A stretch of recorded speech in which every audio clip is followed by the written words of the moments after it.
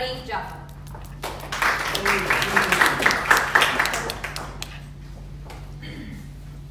She turned towards him and said, "You are young. The fire of life burns beautifully in you. I have decided not to take it from you. However, you must promise you will say nothing about this to anyone. The moment you do, your beautiful life will also be frozen." Contest chair, fellow Toastmasters and guests. Many years ago, an old lumberjack, Musako, lived with his young son, Minokichi, in a small village in Jaban. They used to walk together every morning into the forest, cut down trees, and carry the wood back to the village. The forest was on the other side of a wide river, and the only way across was by a ferry boat. One cold evening, in the heart of the winter, Musako and Minokichi were coming out of the forest. By the time they have reached to the river, a snowstorm struck.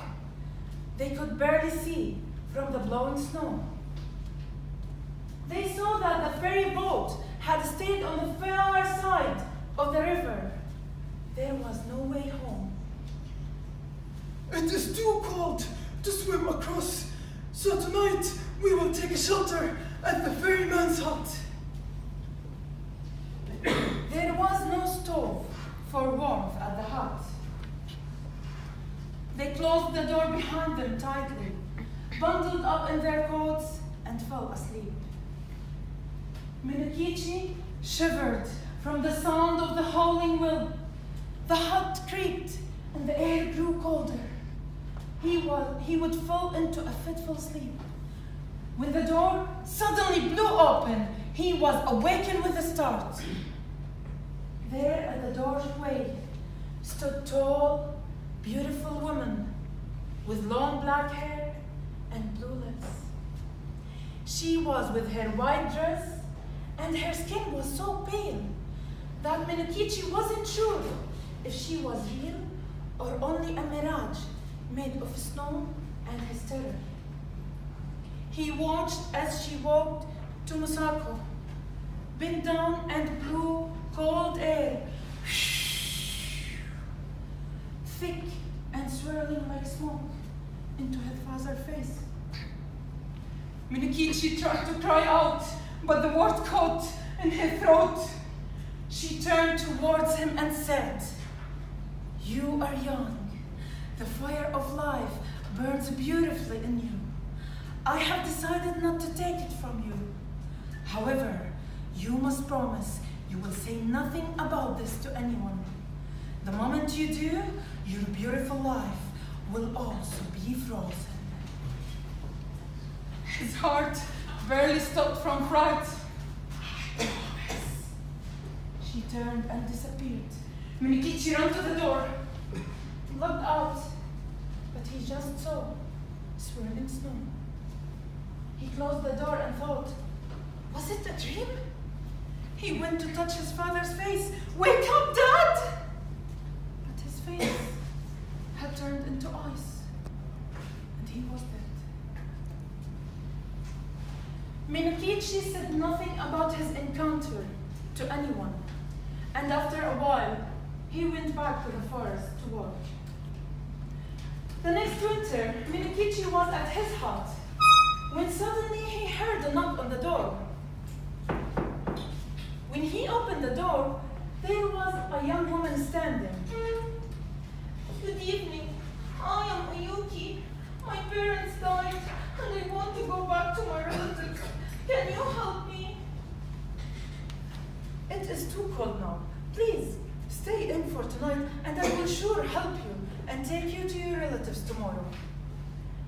She accepted to stay, and they stayed all night up, talking and getting to know each other. Minokichi then asked her softly, "I wonder if you would ever consider marrying a man like me." "I would love that." Within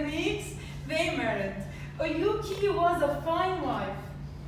Years passed and they had 5 children. One evening, she and Minokichi sat by the fire when suddenly he remembered an evening from long ago. Honey, seeing you there at the firelight, I just remembered a woman I once saw who was as beautiful and pale as you. Where did you see her?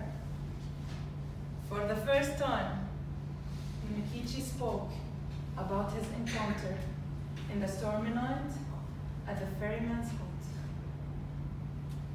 O-Yuki suddenly stood up, looked at him. Her eyes seemed to be on fire.